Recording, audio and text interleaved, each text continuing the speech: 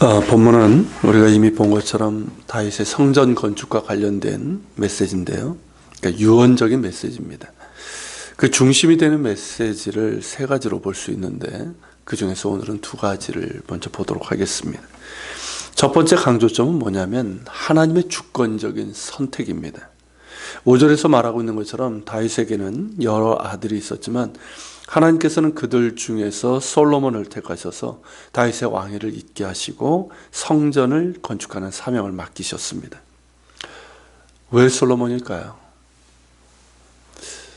그가 다른 형제들보다 탁월한 재능과 훌륭한 성품을 가져서일까요?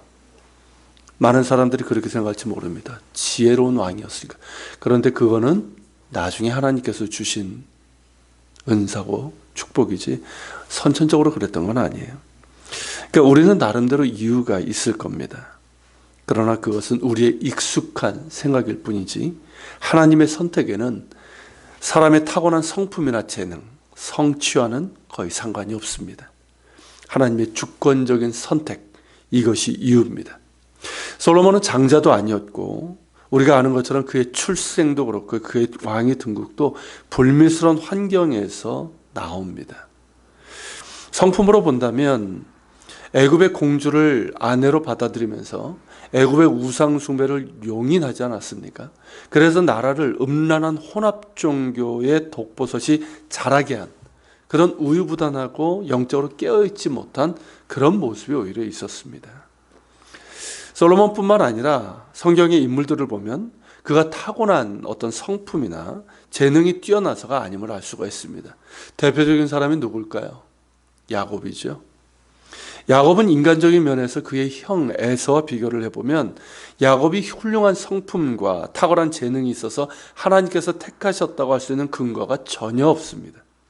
만약 인간적인 면에서 본다면 누가 더 낫다고 생각드십니까? 대부분은 에서라고 얘기할 거예요. 그럼에도 하나님께서는 야곱을 택하셨고 그를 통해서 장차 이스라엘이 될 가문을 이어가게 하셨습니다. 심지어 이스라엘 민족 자체가 그러하지 않습니까? 그들이 크고 강해서가 아니라 훌륭해서가 아니라 오히려 작고 약하고 흠이 많기 때문에 그들을 택하신 거예요. 그 과정에서 그 모든 과정에서 우리가 확인할 수 있는 것은 뭐냐면 하나님의 주권적인 선택일 뿐입니다. 우리는 우리의 기준에서 선택의 이유를 찾지만 만일 사람의 성품과 재능, 성취 등의 기준으로 하나님께서 사람을 택하셨다면 과연 저한 여러분들이 택하심을 받을 수 있었을까요? 하나님의 선택에는 인간적인 기준은 작용하지 않습니다.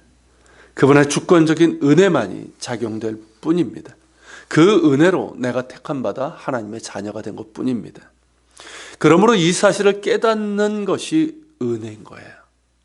이 사실을 깨닫는 사람은 자신이 자격이 없음에도 불구하고 택하사 구원하신 하나님의 은혜에 감사하게 되는 것이죠. 더욱 겸손해지고 하나님의 은혜를 기억하면서 더욱 사랑하고 주신 사명을 충성되이 감당할 수 있게 되는 겁니다. 사도 바울 역시 그러지 않습니까? 사실 바울은 우리가 인간적인 기준으로 볼 때 정말 조건이 많은 사람들이었어요. 많은 사람이었어요. 그렇지 않습니까? 그것 때문에 하나님께서 택하셨다고까지 우리가 생각할 정도로 인간적인 기준이 많은 사람이었어요. 그런데 그는 뭐라고 고백합니까? 나는 자격이 없다는 거예요. 나는 자격이 없다고. 나는 불충한 사람이었다고. 나는 죄인 중에 괴수라고. 그렇게 고백합니다. 왜일까요?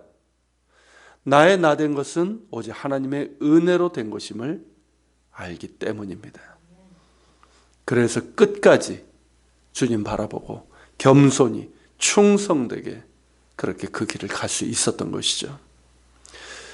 자격 없는 자를 택하신 그 은혜를 알 때 하나님께 대한 사랑과 순종도 깊어지는 겁니다. 그 은혜를 알고 날마다 확인하는 우리가 될 수 있기를 바랍니다. 두 번째 강조점은 순종이에요. 하나님께서는 솔로몬을 택하시고 요청하신 게 뭐냐면 순종이에요. 7절이 그것을 말하고 있죠. 그가 만일 나의 계명과 법도를 힘써 준행하기를 오늘과 같이 하면 내가 그의 나라를 영원히 견고하게 하리라 말씀하신 겁니다. 오늘과 같이 하면 이게 무슨 뜻이냐면 다윗의 말년에 어린 솔로몬이 공동 통치를 하고 있었습니다.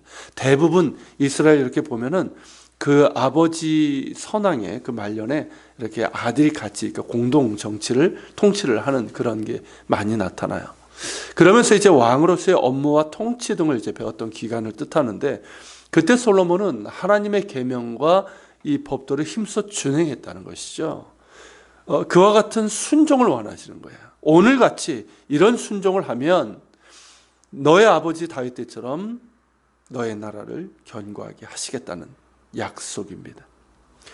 순종의 명령은 솔로몬뿐만 아니라 이스라엘 백성 전체에게도 주어집니다. 8절이 그 내용인데, 이스라엘이 그들의 하나님 여호와의 모든 계명을 힘써 지킬 것이며 그리하면 이스라엘은 하나님께서 그들에게 주신 아름다운 땅을 누리고 그의 후손에게 그 땅이 영원한 기업이 되리라는 약속입니다. 그러므로 다윗은 결론적으로 이렇게 당부합니다. 9절 10절인데요. 내 아버지의 하나님 즉 다윗을 택하시고 언약을 세우신 하나님을 알고 온전한 마음과 기쁜 뜻으로 섬기라는 겁니다. 또한 스스로 삼가며 하나님께서 너를 택하신 뜻에 따라 성전을 건축하되 힘써 행하라는 것이에요.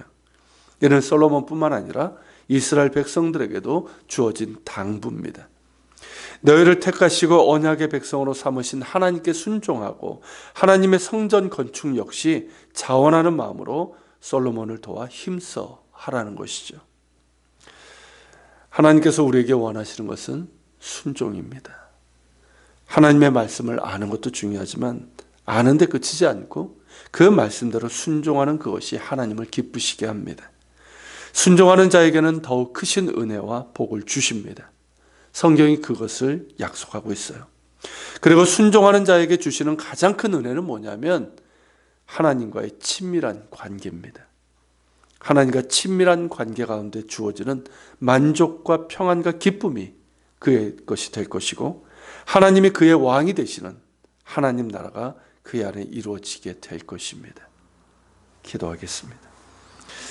주님, 다윗의 유언적인 메시지에 담긴 것처럼 하나님의 주권적인 선택, 우리를 택하신 것도 우리에게 어떤 택함 받을 만한 어떤 기준, 자격이 있어서가 아니라 오히려 죄인 중에 죄인이고 아무런 자격이 없음에도 오직 하나님의 주권적인 선택으로 우리를 구원하셨나이다.